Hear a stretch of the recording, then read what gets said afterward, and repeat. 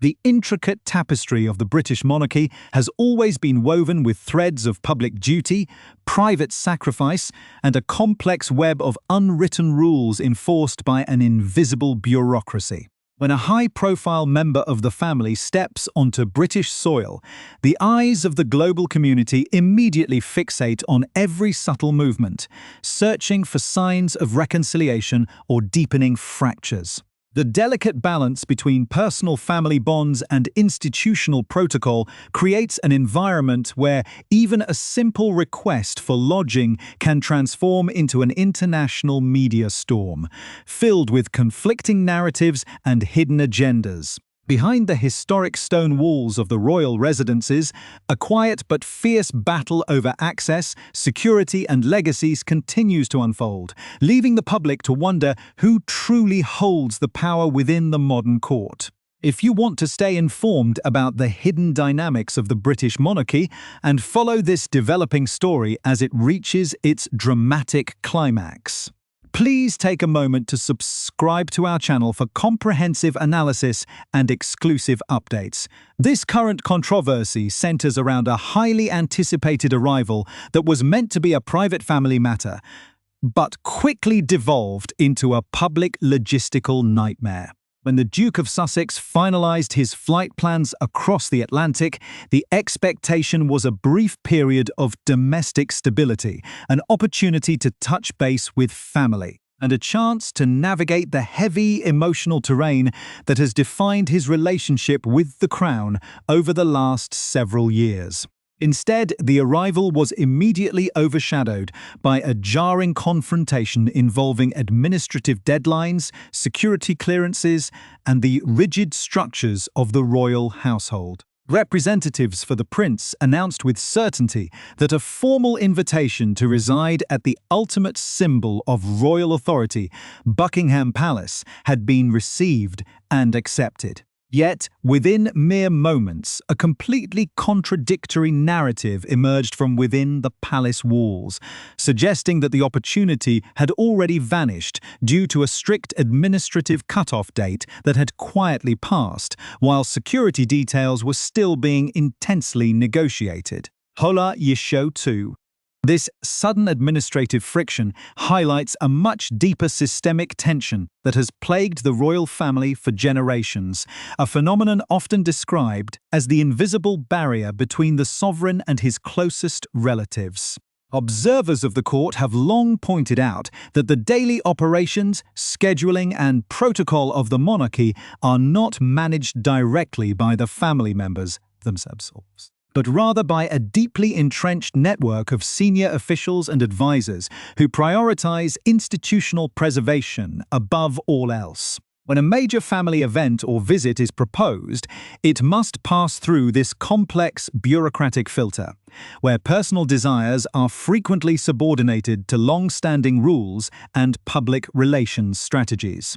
The abrupt withdrawal of accommodation offers and the rigid enforcement of calendar deadlines are rarely simple accidents of timing. Instead, they reflect the precise, unyielding mechanics of a system designed to control access to the monarch and protect the institution from any perceived unpredictability or reputational risk. The timing of this particular dispute is exceptionally sensitive, occurring at a moment when both sides are already managing immense public scrutiny and high-stakes legal battles. The public is left to piece together fragmented statements from competing public relations teams, each presenting a distinct version of reality that serves to justify their respective actions. On one hand, the narrative from the traveling party emphasizes a proactive effort to secure proper protection in a country where official state security has been stripped away, viewing the palace accommodation as a logical and safe haven during a brief professional visit. On the other hand, the official briefing channels point to a failure to comply with established institutional timelines, framing the decision to deny entry not as an act of hostility, but as a standard operational necessity. This clashing of perspectives transforms a routine visit into a symbol of the profound emotional and structural distance that remains unbridled between California and London. UNNA's The Prince navigated his descent into the capital. The lack of clarity regarding his ultimate destination created an atmosphere of intense speculation among royal biographers and media commentators alike. The idea that the reigning monarch's own son could arrive in the capital city without a confirmed room in a massive historic estate that recently underwent a multi-million-pound renovation strikes many outside observers as a profound breakdown of basic familial hospitality. This apparent contradiction raises fundamental questions about the true nature of the decision-making process within the contemporary court and whether personal relationships are being actively managed by external hands. The public remains captivated by the question of whether this latest impasse is a reflection of genuine logistical limitations, an indication of a father's exhausted patience, or the deliberate work of the institutional machinery operating behind the scenes to maintain a strict boundary between the working monarchy and those who have chosen a different path. The fragile illusion of a royal reconciliation shattered in a matter of mere minutes on Monday morning, transforming what was supposed to be a landmark homecoming into a complex and highly visible display of institutional friction. For a brief 15-minute window, global news outlets reported with optimism that a significant breakthrough had been achieved between the two sides. As representatives for the Duke of Sussex announced, he had formally accepted an invitation to stay at Buckingham Palace during his high-profile visit to London. This sudden glimmer of domestic harmony, however, was instantly corrected by a swift and unyielding statement from within the palace walls, clarifying that the offer had already been rescinded due to a missed administrative deadline. The speed and directness of this public correction signaled an immediate escalation of tensions, laying bare the deep procedural boundaries that govern the contemporary court. Palace insiders revealed that the household had established a strict cut-off date of Friday, July 3rd, requiring absolute clarity to arrange the complex logistics, staffing, and security protocols necessary to host the prince. Because the formal confirmation did not materialize until over the weekend, the administrative machinery moved decisively to reallocate those resources, leaving the arriving prince completely locked out of his former family home and forcing his team to scramble for alternative arrangements in the middle of a highly publicized journey. The Guardian, this rapid sequence of events over the weekend exposes the intricate and often frustrating mechanics of royal scheduling, where personal relationships are entirely subordinated to bureaucratic efficiency and forward planning. Reports indicate that the offer of accommodation had actually been extended well in advance, remaining on the table as a courtesy while both parties attempted to navigate the broader complications surrounding the trip. However, the communication channels between the California-based team and the London courtiers became severely bottlenecked, with the prince reportedly attempting to finalize these delicate arrangements himself while on a brief family vacation in Portugal, by the time a formal decision was relayed.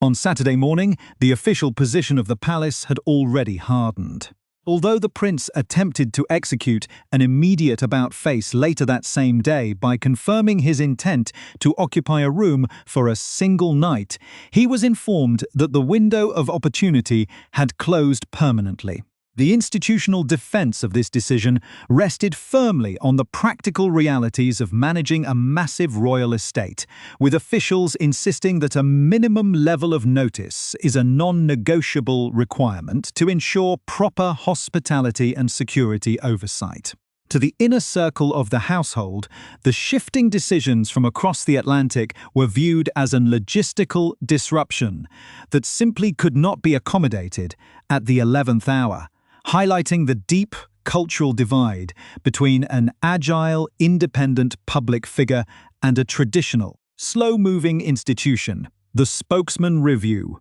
Weshow 1. The core reason behind this damaging delay in communication lies within a profound and long-standing dispute over personal safety, an issue that has continually plagued the prince since his departure from official duties. The travelling party revealed that the inability to meet the palace's strict Friday deadline was the direct result of an intense, high-stakes scramble to secure adequate protection on British soil. Just days prior to the journey, the prince's team was informed that the special government body responsible for state-vetted protection, known as the Royal and VIP Executive Committee, had declined to provide the standard level of taxpayer-funded police security for his family. This decision created an immediate operational crisis for the prince, who has consistently maintained that his family faces elevated and highly credible security threats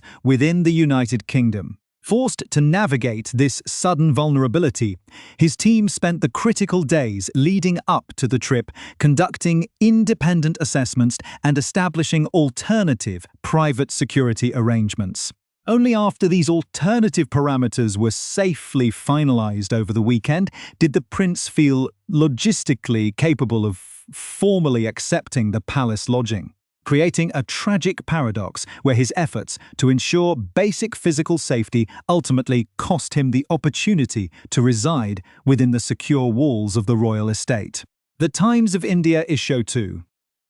As the technical details of the dispute became public, the emotional and narrative tension between the two camps reached a critical peak, with each side accusing the other of shifting the goalposts at a highly sensitive moment. The prince's representatives chose to go completely public with their frustration, releasing an extraordinary statement that expressed deep disappointment and openly questioned the shifting justifications provided by the palace hierarchy. According to the Sussex narrative, the sudden enforcement of a minor calendar deadline was merely a convenient pretext to mask a much more deliberate and calculated withdrawal of support. They pointed out with significant emphasis that the palace's reasoning appeared to pivot unexpectedly from a simple logistical issue to a sudden concern over a massive, looming legal development. Specifically, a major written judgment from the High Court regarding a long-running privacy and unlawful information gathering lawsuit against a prominent newspaper publisher was scheduled to be delivered via email on Tuesday afternoon, precisely during the middle of the prince's visit. The prince's team argued that the institutional machinery had been fully aware of this specific legal timeline for nearly a week, making the sudden last-minute cancellation based on constitutional or media concerns seem highly suspicious and deeply unsupportive of a family member facing a defining moment in his public life. The Spokesman Review, Weshow 1. This collision of legal strategy, state security, and family obligation has created an unprecedented level of awkwardness and visibility around a visit that was originally intended to focus on charitable endeavors and personal milestones. The public is presented with a stark and uncomfortable contrast between a father who is navigating an incredibly demanding schedule of state engagements, including high-profile military visits and official ceremonies as Colonel-in-Chief, and a son who arrived in the capital on Monday afternoon without a clear or confirmed place to sleep. The physical reality of Buckingham Palace, a historic structure that has recently benefited from a staggering £300 million renovation funded by the public, further heightens the public relations damage of the dispute. Critics and supporters alike are left to puzzle over how an estate of that magnitude, possessing hundreds of rooms and an extensive staff, could genuinely find itself unable to accommodate the sovereign's own son for a single evening. This structural rigidity, which the prince has previously described as a form of institutional entrapment affecting his closest relatives, appears to have functioned exactly as intended, creating a clear and visible barrier that reinforces the absolute distinction between those who remain within the official system and those who have stepped outside of its boundaries, ensuring that the tension remains palpable as the trip begins. The deepest tragedy of this ongoing institutional warfare is the profound manner in which administrative rigidity systematically alienates a father from his son and grandchildren, transforming personal family relationships into cold calculations of state protocol. Behind the public statements and the arguments over accommodation deadlines lies the reality of an aging monarch whose patience has reportedly snapped after years of enduring an unpredictable state of domestic chaos. The king, who celebrated his 77th year amidst significant personal health challenges and the heavy burdens of statecraft, finds himself caught between his natural desire to be a loving, supportive father and his absolute duty to protect the dignity and stability of the crown. Royal aides have made it clear that while the sovereign wishes to maintain a meaningful connection with his family across the Atlantic, he is entirely unwilling to be pushed around or to allow the daily operations of the monarchy to be disrupted by constant, last-minute demands. This boundary is reinforced by the presence of his senior advisors, including his private secretary, Sir Clive Alderton, who occupies an incredibly influential position within the palace infrastructure and sits directly on the committee that determines the level of security protection allocated to non-working royals, illustrating the seamless overlap between institutional policy and personal family dynamics. This institutional barrier has created a heartbreaking distance between the monarch and his youngest grandchildren, Prince Archie and Princess Lilibet, who are growing up thousands of miles away from the historic traditions of their paternal family. The current visit to the United Kingdom was initially envisioned by the prince as an opportunity to bridge this geographical and emotional chasm, with deep aspirations to bring his 7-year-old son and 5-year-old daughter to see their grandfather for the first time in several years. There was even open discussion within his inner circle about flying his wife, Meghan Markle, and the children over for a brief period from a scheduled European vacation to facilitate a private, quiet reunion far away from the glare of television cameras. However, the breakdown in administrative coordination and the denial of palace lodging have effectively neutralized these plans, making it nearly impossible to introduce the young children into an environment that has become so openly hostile and logistically volatile. The stark reality that the grandchildren of the king must remain at a distance because a secure room cannot be agreed upon within a vast royal estate highlights the total breakdown of normal family relations,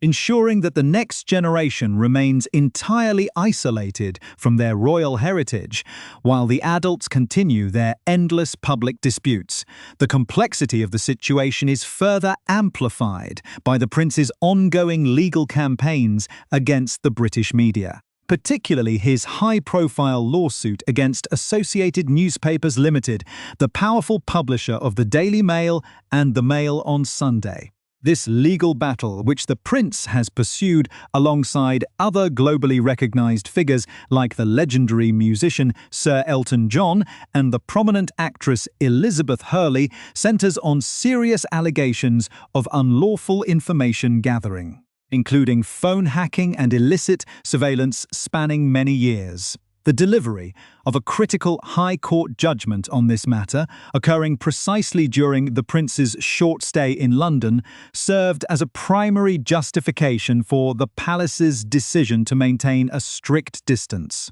Senior courtiers argued that it would be entirely inappropriate for the sovereign to be visually or logistically associated with a major judicial announcement that could cast a negative shadow over the neutrality of the monarchy. This strict separation underscores the persistent belief within the palace walls that the prince's private legal crusades represent a constant threat to the carefully curated public image of the royal family. which is designed to represent the United Kingdom and the Commonwealth through steady public service rather than sensational courtroom drama.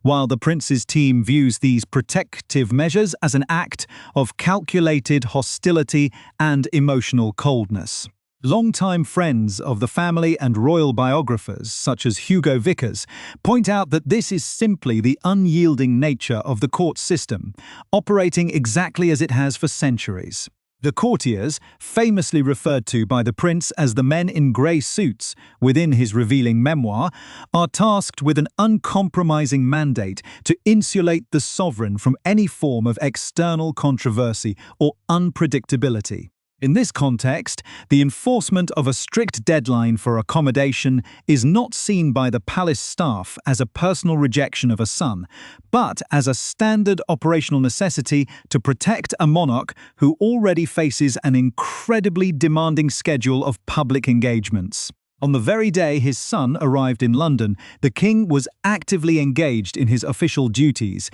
taking a highly publicised ride in a British Army tank during his first formal visit to the Royal Tank Regiment since assuming the prestigious role of Colonel-in-Chief. This stark contrast between a monarch focused on his constitutional obligations and a prince navigating private disputes perfectly encapsulates the two entirely different worlds these individuals now inhabit, where duty to the state must always take precedence over the emotional needs of the family unit, despite the heavy atmosphere of mutual distrust and the complete collapse of official hospitality. The prince has refused to let these institutional obstacles entirely derail the charitable purposes of his journey to his homeland. His itinerary remains densely packed with high-level engagements, designed to honor his ongoing commitment to international veterans and public service. He successfully attended a significant Invictus Games Foundation event at Chatham House in the capital, engaging in deep discussions with international experts and policymakers regarding the future of veteran rehabilitation and support systems. Following this academic engagement, he spent meaningful time visiting with elderly veterans at the historic Royal Hospital Chelsea, demonstrating his enduring dedication to those who have served the country. Later in the week, his journey will take him to the National Exhibition Centre in Birmingham, where he will lead major celebratory events marking exactly 1 year until the highly anticipated 2027 Invictus Games. These public appearances serve as a powerful reminder of the prince's ability to command global attention and effect positive change entirely independent of the palace infrastructure. Even as he is forced to navigate the profound personal isolation imposed upon him by the very system he was born into, ultimately, this entire chaotic episode serves to deepen the profound divisions that have come to define the modern British monarchy in the eyes of the global community. The constant public clashing over room availability, security arrangements, and administrative deadlines creates a narrative of perpetual instability that actively detracts from the meaningful work the royal family strives to achieve on behalf of the nation. For the public, the spectacle of a prince being locked out of his ancestral home while his aging father carries out military reviews offers a vivid and unsettling window into the high emotional cost of hereditary power. As the prince concludes his brief and turbulent stay in London to return to his life in California, the prospects for a genuine, lasting reconciliation appear more remote than ever before.